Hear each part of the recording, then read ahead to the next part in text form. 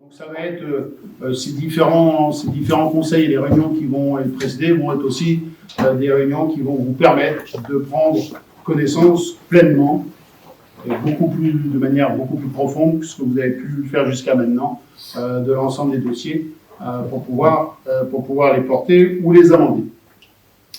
Donc voilà, donc je voulais dire ces 2-3 mots et surtout voilà, vous féliciter pour l'engagement que vous avez pris pour notre commune, pour ce travail de 6 ans qui va nous permettre de mener à bien les projets qu'on s'est fixés et puis certainement les modifier, les amender, les corriger, voire les augmenter ou les multiplier. Donc, néanmoins, nous devons ensemble élire notre nouveau maire. Donc, pour ce faire, le conseil doit désigner 2 assesseurs, je pense qu'on en a parlé rapidement tout à l'heure, chargés de procéder aux opérations électorales. Donc, traditionnellement, ces rôles incombent aux plus jeunes des élus, soit ce soir Claudia Guénaud et Samuel Giraudot, si vous en êtes d'accord. Bien. Donc avant de passer au vote, il est bien évidemment nécessaire de connaître les différents candidats. Aussi, j'invite de manière solennelle les candidats au poste de maire de se faire connaître dès maintenant en levant la main.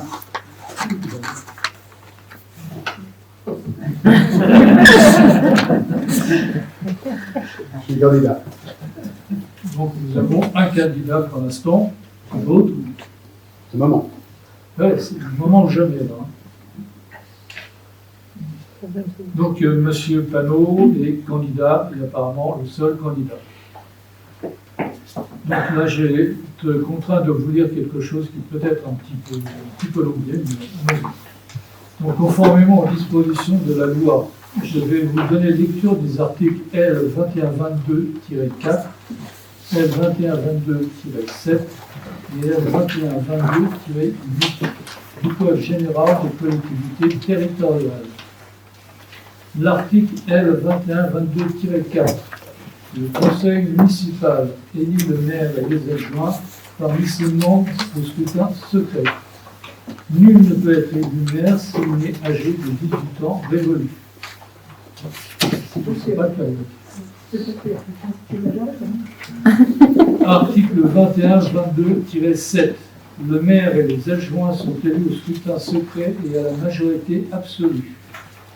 Si après 2 tours de scrutin, aucun candidat n'a obtenu la majorité absolue, il est procédé à un 3e tour de scrutin et l'élection a lieu à la majorité relative. Donc ça nous échappe pour ce soir. En cas d'égalité de suffrage, le plus âgé est déclaré élu. L'article L2122-8, la séance au cours de laquelle il est procédé à l'élection du maire est présidée par le plus âgé des membres du conseil municipal. C'est mon gars. Pour toute élection du maire ou des adjoints, les membres du conseil municipal sont convoqués dans les formes et délais prévus aux articles L2121-10 à L2121-12. La convocation contient mention spéciale de l'élection à laquelle doit être procédé. Avant cette convocation, il est procédé aux élections qui peuvent être nécessaires pour compléter le conseil municipal.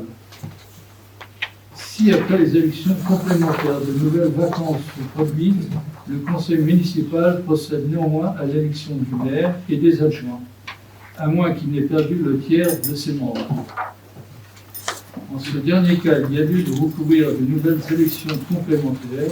Il est procédé dans le délai d'1 mois à dater de la dernière vacance. Toutefois, quand il y a lieu à l'élection d'un seul adjoint, le conseil municipal peut décider soit la proposition du maire, il sera procédé sans élection complémentaire préalable, sauf dans le cas où le conseil municipal a perdu le tiers de son effectif légal. Donc je vous invite maintenant à procéder au scrutin secret et à la majorité absolue du suffrage à l'élection du maire.